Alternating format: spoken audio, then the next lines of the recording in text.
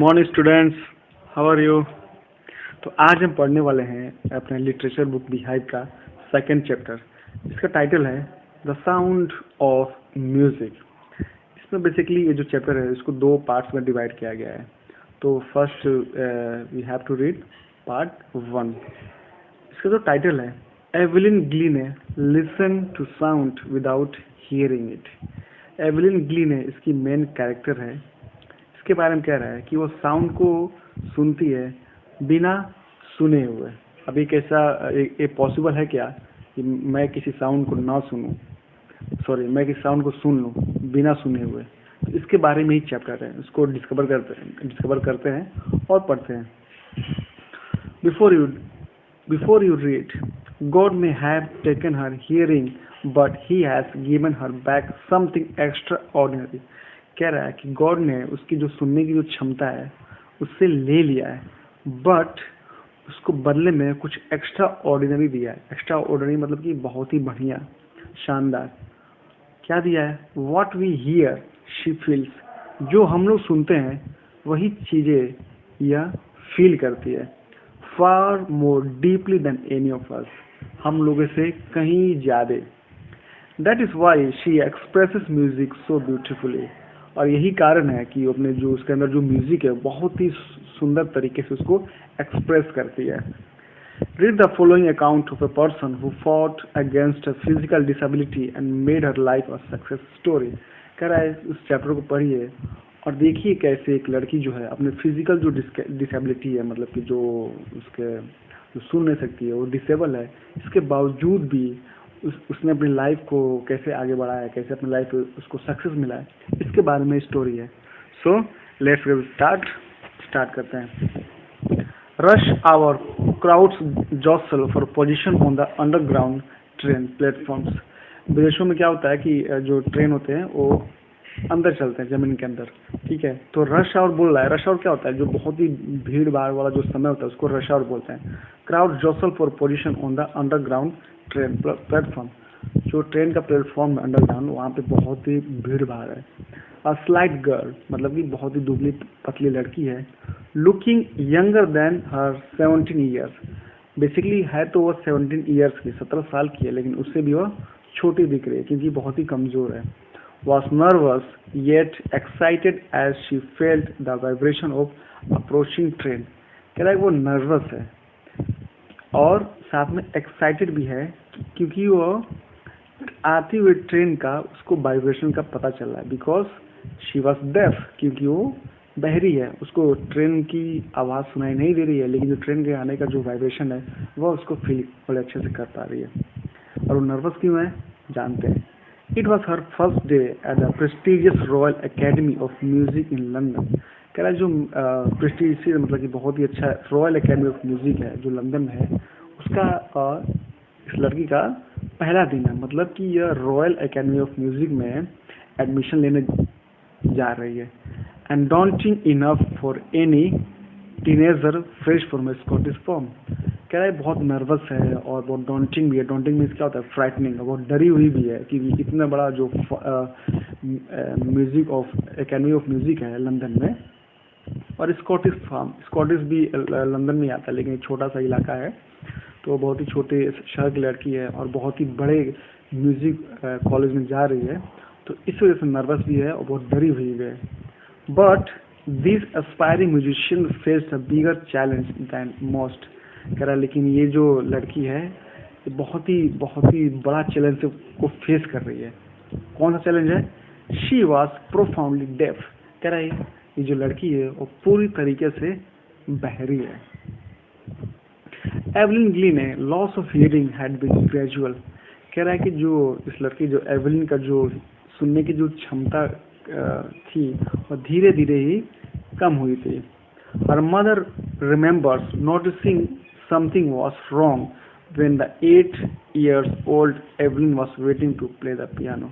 कह रहा इसकी जो मम्मी थी, इसकी मम्मी पहली बार नोटिस की थी कि इसको एवलिन को सुनने में परेशानी आ रही है। कब किया था? जब वो 8 साल की थी और वह पियानो बजाने के लिए वेट कर रही थी। They called her name and she didn't move। और उसकी मम्मी ने उसका नाम लेके बुलाया और वह वहाँ से हिली भी नहीं क्योंकि वह सुन नहीं सकती थी। I suddenly realise she hadn't heard. उसकी मम्मी बोलती है, सेज इजाबेल ग्लेनी, इसकी मम्मी का नाम है। तो उसकी मम्मी बोलती है कि मुझे सडनली रियलाइज हुआ कि वह सुन नहीं सकती थी क्योंकि उसकी मम्मी ने उसको पुकारा, उसका नाम से पुकारा, बट वो अपनी जगह से हिली नहीं। For quite a while Evelyn managed to conceal her growing deafness from friends and teacher. Conceal means होता है छुपाना। तो किसी तरीके से एवरिन को पता चल गया था कि वो बहरी होती जा रही धीरे धीरे। तो किसी तरीके से उसने अपने दोस्तों से, अपने रिलेटिव से, अपने टीचर से किसी तरह यह बात छुपा के रखी थी। But by the time she was 11 her marks had deteriorated. लेकिन जब वो 11 साल की हुई तो उसके मार्क्स जो थे डिटेरियोरेटेड मतलब क्या होता है कि जो मतलब कम हो गए। उसके मार्क्स जो थे वो ग्रेजुअली बहुत ही कम हो गए। एंड हर हेड मिस्ट्रेस, जो प्रिंसिपल होती है, जो हेड होती है, हेड मास्टर का वो है, फेमिनिन जेंडर है। Head mistress urged her parents to take her to a specialist. तो उसके जो हेड मिस्ट्रेस थी उसने इसकी मम्मी को सजेस्ट किया कि इसके मार्क्स धीरे धीरे कम होते जा रहे हैं। उसने सजेस्ट किया कि इसको किसी डॉक्टर के पास ले जाइए, उसको दिखाइए इसकी क्या परेशानी है, क्या बीमारी है। It was then discovered that her hearing was severely impaired as a result of gradual nerve damage. तो डॉक्टर ने बताया कि इसकी जो सुनने की क्षमता है वह नर्व डैमेज की वजह से हुआ है, वो सीवियरली डैमेज हो गया, इसकी वजह से बेचारी सुन नहीं पा रही है। They were advised that she should be fitted with hearing aids and sent to a school for the deaf. कहता है जब कोई सुनता नहीं है तो उसके कान में एक हियरिंग एड होता है, आपने शायद देखा भी होगा। जो लोग बहरे होते हैं उसके कान में लगता है मशीन छोटा सा, उसको हियरिंग एड बोलते हैं। तो डॉक्टर ने सजेस्ट किया कि इसको हियरिंग पहनाइए और इसको जो बहरे जो होते हैं जिस स्कूल में पढ़ते हैं वहाँ पे इसको भेजिए। Everything suddenly looked black says Evelyn. और एवलिन बोलती है कि जब ये बात मैंने सुना तो मेरे चारों तरफ अंधेरा छा गया, उसको समझ में नहीं आ रहा था कि अब मैं क्या करूं। But Evelyn was not going to give up. लेकिन एवलिन इतनी जल्दी हार मानने वाली नहीं थी। She was determined to lead a normal life and pursue her interest in music. उसने क्या डिसाइड किया कि वह एक नॉर्मल लाइफ जिएगी जैसे और लोग जीते हैं, और उसका जो इंटरेस्ट है म्यूजिक में उसको आगे कंटिन्यू करेगी। One day she noticed a girl playing a xylophone. एक दिन उसने क्या नोटिस किया कि लड़की है वो जाइलोफोन बजा रही है। जाइलोफोन क्या होता है, इसको आप देख सकते हैं यहाँ पे, ये वुडन होता है, एक लकड़ी का वो होता है और उस पर गिटार की तरफ बांस लगे होते हैं, उसको बजाना होता है, ये इसको जाइलोफोन बोलते हैं। And decided that she wanted to play too. जब उसने उस लड़की को देखा जाइलोफोन बजाते हुए तो उसने भी डिसाइड किया कि मैं भी इसको बजाऊंगी। Most of the teachers discouraged her. बहुत सारे टीचर ने जब सुना कि ये बजाना चाहती है तो बहुत सारे टीचर ने उसको डिस्करेज किया, मतलब उसकी हिम्मत तोड़ना चाह गया, अरे ये तो गूंगी, सॉरी ये तो बहरी है, क्या बजाएगी। बट परक्यूशनिस्ट होता है जो कि जो ड्रम बजाता है उसको बोलते हैं परक्यूशनिस्ट, और जो तबला बजाता है। रॉन फॉर्ब्स स्पॉटेड हर पोटेंशियल। और जो तबला वादक रॉन फॉर्ब्स थे उसने उस लड़की के अंदर की पोटेंशियल को देखा। He began by tuning to large drum to different notes। और उसने उसके लिए तैयार किया जो दो ड्रम्स जो थे अलग अलग नोट्स के थे उसको तैयार किया ताकि ये एवलिन उसको बजा सके। तो उस मास्टर ने बोला, जो तबला जो बजाते थे, Ron Forbes, don't listen through your ears. उसने कहा कि अपने कानों से इसको मत सुनो। He would say try to sense it some other way। इसको कानों से मत सुनो, बल्कि 5 सेंस और होते हैं, तो 4 सेंस इसको महसूस करो, इसको देखने की कोशिश करो। सेज एवलिन बता रही है कि ऐसा उसके मास्टर ने कहा। Suddenly I realise I could feel the higher drum from the waist up. जब वो तबला बजाने लगी तो उसको एवलिन बोलती है तो उसको क्या महसूस हुआ कि जो हायर ड्रम था उसको कहाँ से महसूस किया, वेस्ट अप, कमर के ऊपर से। And the lower one from the waist down, और जो छोटा वाला जो लोअर जो नोट था, जो तबला था, उसको कमर के नीचे वाले बॉडी पार्ट से उसको महसूस किया। First repeated the exercise, first exercise जो था, जो तबला का, उसको फिर से रिपीट कराया। And soon Evelyn discovered that she could sense certain notes in different parts of body. तब जाके उसको, जो एवलिन थी, उसको यह एहसास हुआ कि वो बहरी तो है, लेकिन जो म्यूजिक है उसको अपने शरीर के डिफरेंट डिफरेंट पार्ट से उसको महसूस कर सकती है। I learn to open my mind and body to sounds and vibration. तो बताती आगे एवलिन कि मैंने अपने दिल और दिमाग को दोनों को खोल दिया, जो भी म्यूजिक सीखने के लिए और जो भी वाइब्रेशन होता है उसको अच्छे से फील करने के लिए। The rest was she determination and hard work. तो बाकी का जो मेरा हार्ड वर्क था वह मुझे म्यूजिक सीखने में बहुत ही मददगार साबित हुआ। She never look back from that point onwards, और वहां से वो कभी पीछे मुड़ के नहीं देखी। She tour the United kingdom with the youth orchestra. Orchestra समझते हैं ना, जिसमें संगीत मंडली होती है, जिसमें 4-5 लोग मिलकर गाना बजाते हैं। तो वो यूके गई, United kingdom. And bye the time she was 16, और जब तक वो 16 की हुई, मतलब 16 साल की, she had decided to make music her life. तब उसने डिसाइड किया कि वह म्यूजिक को ही अपना लाइफ बनाएगी, इसमें ही अपना करियर परस्यू करेगी। She auditioned for the royal academy of music and scored one of the highest marks in the history of the academy. और उसने रॉयल एकेडमी ऑफ म्यूजिक में दाखिला लिया, और उसने अभी तक के इतिहास का उस एकेडमी में सबसे हाईएस्ट मार्क उसने स्कोर किया था। She gradually moved from orchestral work to solo performance. Solo में क्या होता है? अकेला, सोलो परफॉर्मेंस। पहले वो ऑर्केस्ट्रा में बजाती थी, उसमें 3-4 लोग होते हैं, और बाद में वो सोलो परफॉर्मेंस करने लगी, मतलब अकेले ही परफॉर्मेंस करने लगी। At the end of her 3-year course, और 3 ईयर का जो कोर्स कर रही थी, कहाँ पे? Royal academy of music London में। She had captured most of the top awards, और इस दौरान उसने क्या किया था? बहुत ही अच्छे इनाम जीता था 3 साल के ड्यूरेशन में। And for all this Evelyn won't accept any hint of heroic achievement. और इतना सब कुछ होने के बावजूद भी उसको लग नहीं रहा था कि उसने कुछ बड़ा किया है, वो और कुछ बड़ा करना चाहती थी। तो क्या बोलती है? If you work hard and know where you are going you will get there.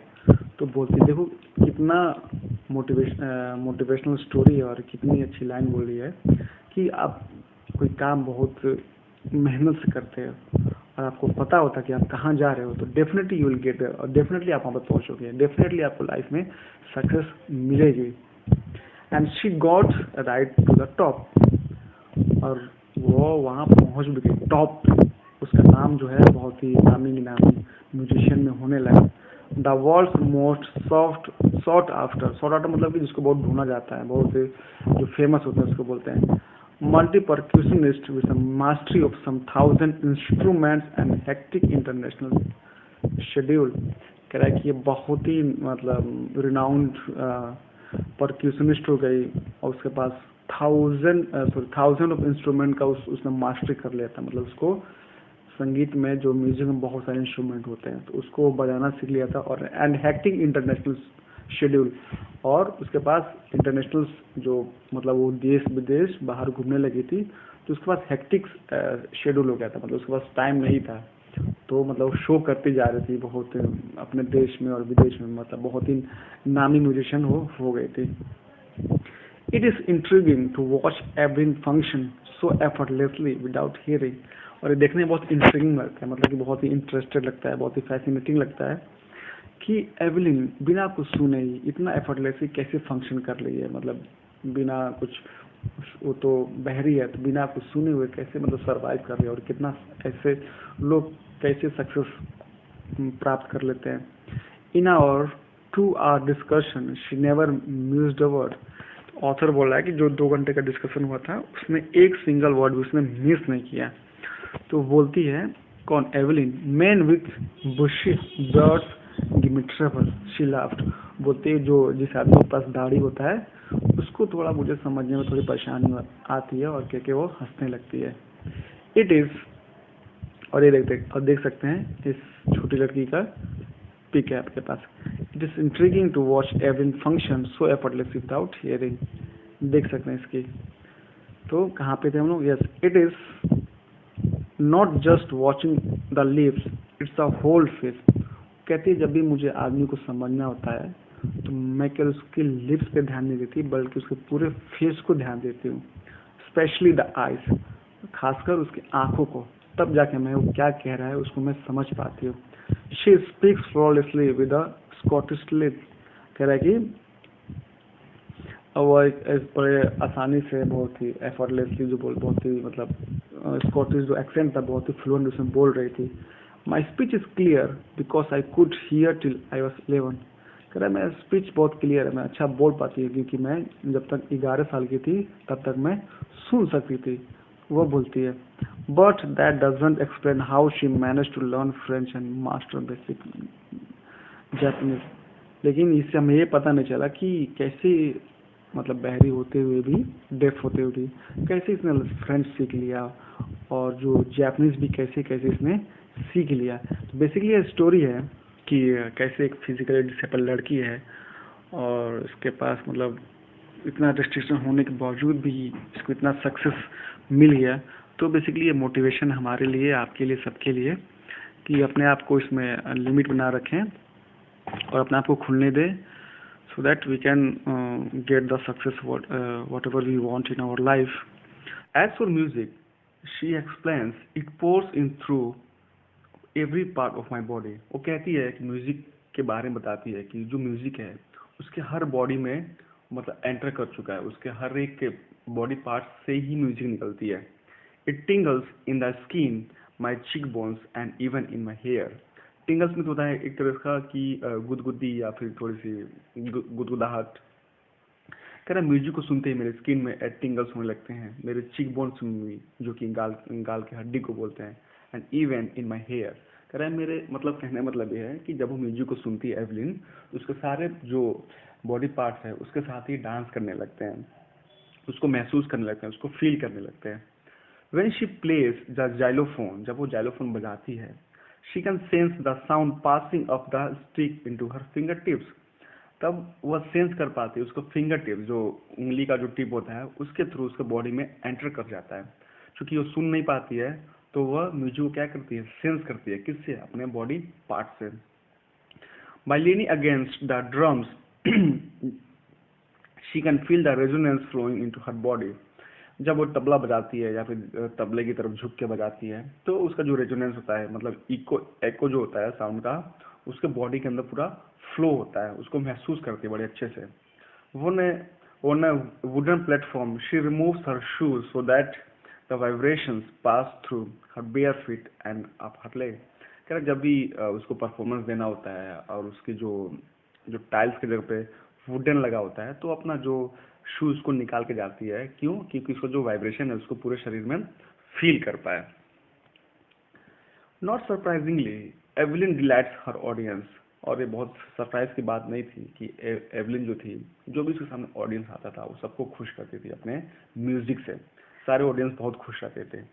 In 1991 she was presented with the Royal Philharmonic Society prestigious soloist of the year award. एक तरह का अवार्ड है, Philharmonic Society prestigious soloist. Soloist मतलब मैंने बताया था वो solo miss होता है अकेला।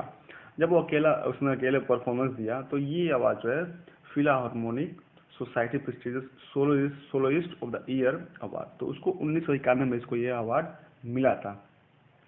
Says master percussionist James Blade, उसके जो मास्टर हैं परक्यूशनिस्ट जेम्स ब्लेड, क्या बोलते हैं? गॉड में हैव टेकन हर हियरिंग, भगवान ने भले ही उसकी सुनने की एबिलिटी छीन ली हो, but he has given her back something extra ordinary. लेकिन उसके जगह पे भगवान ने उसको कुछ एक्स्ट्रा ऑर्डिनरी दिया है। क्या है? What we hear she feels, जो भी हम सुनते हैं वह महसूस करती है अपने बॉडी पार्ट से, far more deeply than any of us, हम सभी से ज्यादा वो महसूस करती है। That is why she expresses music so beautifully. और यही कारण है कि जो भी म्यूजिक है उसको बहुत ही ब्यूटीफुली ढंग से, बहुत ही सुंदर ढंग से उसको पेश कर पाती है लोगों के सामने। Evelyn confesses that she is something of A workaholic. Evelyn मानती है कि वह वर्कहोलिक है। वर्कहोलिक क्या होता है? जो पर्सन हमेशा काम करता रहता है, जब उसको कोई काम ना मिले तो बेचैन हो जाता है। तो वो बोलती है कि वह एक वर्कहोलिक है, बहुत मेहनती है। I have just go to work, कि मुझे काम करना ही पड़ता है। Often harder than classical musician, जितने भी क्लासिकल म्यूजिशियन है उससे ज़्यादा मुझे काम करना पड़ता है, क्योंकि बहुत मुझे मज़ा आता है, क्योंकि उसने म्यूजिक को अपने लाइफ का पैशन बना दिया है। But the rewards are enormous, और चूंकि मैं बहुत मेहनत करती हूँ इसलिए जो इनाम भी मुझे बहुत ही अच्छा मिलता है, बहुत बड़ा बड़ा इनाम मिलता है मुझे। Apart from the regular concert, बोलती है कि जो कि रेगुलर कंसर्ट होता है उसके अलावा भी मैं, Evelyn also gives free concert in prisons and hospitals.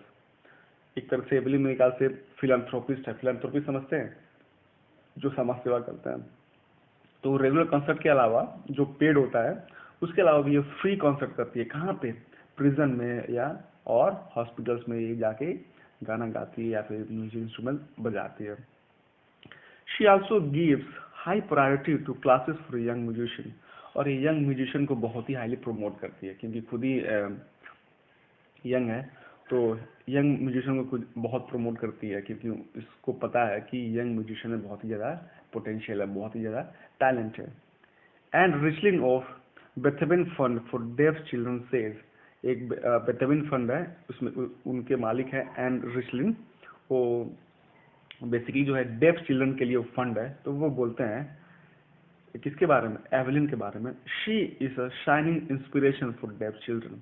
कहता है ये जो एवलिन है ये हमारे बच्चों के लिए, हमारे मतलब बहरे बच्चों के लिए बहुत ही अच्छी एक इंस्पिरेशन है, कि इसको देखकर बच्चे सीख पाए कि बावजूद इसके कि ये डेफ है, इसने बहुत ही ज़्यादा सक्सेस प्राप्त किया है, अपने कभी रुका नहीं, अपनी कभी लाइफ में रुका नहीं है। They see that there is nowhere that they cannot go, और वो बच्चे देखे और जाने कि ऐसा कोई भी जगह नहीं है या ऐसा कोई भी स्थान नहीं है, ऐसा कुछ भी मुकाम नहीं है जो कि बच्चे प्राप्त ना कर सके। मतलब वो एक तरीके से जो डेफ बच्चे हैं ऐसे इंस्पिरेशन ले उस बच्ची को, एवलिन को। लास्ट है, Evelyn Glenny has already accomplished more than most people twice her age। Evelyn है अपने एज के हिसाब से दोगुने उसने अचीवमेंट कर लिया। अब उसके एज में जो भी बच्चे हैं, जो भी पर्सन है, उसके compare to he has accomplished more than 2 times। Clear? She has brought percussion to the front of the orchestra, उसने ऑर्केस्ट्रा में परक्यूशन को आगे लेके आया है। And demonstrated that it can be very moving, और बताया है कि ये इसको और अच्छे से भी बजाया जा सकता है, इसको और अच्छे से भी संगीत को ऐसे भी पेश किया जा सकता है।